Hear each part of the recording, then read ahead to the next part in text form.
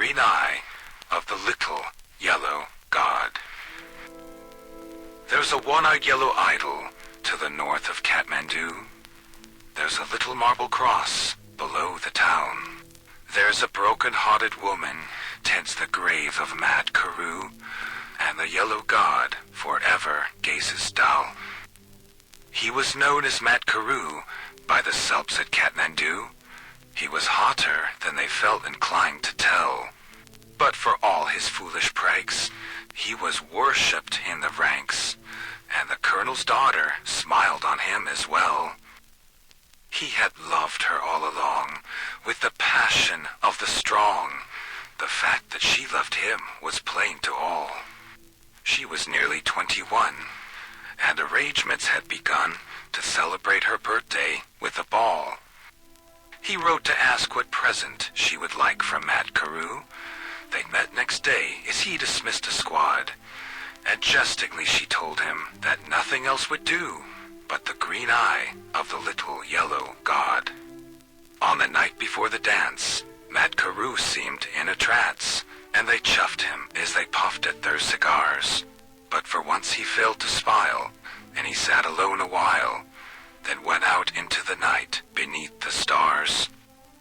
He returned before the dawn, with his shirt and tunic torn, and a gash across his temple dripping red. He was patched up right away, and he slept all through the day, and the colonel's daughter watched beside his bed. He woke at last, and asked if they could send his tunic through. She brought it, and he thanked her with a nod. He bade her search the pocket, saying, "That's from Mad Karoo." And she found the little green eye of the god. She upbraided poor Karoo in the way that women do, though both her eyes were strangely hot and wet. But she wouldn't take the stone, and Karoo was left alone with the jewel that he chanced his life to get.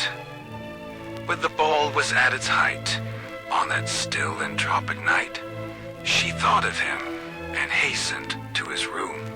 As she crossed the barrack square, she could hear the dreamy air of a waltz tune softly stealing through the gloom. His door was open wide, with silver moonlight shining through. The place was wet and slippery where she trod. An ugly knife lay buried in the heart of Mad Karoo. 'Twas the vengeance of the little yellow god. There's a one-eyed yellow idol to the north of Kathmandu.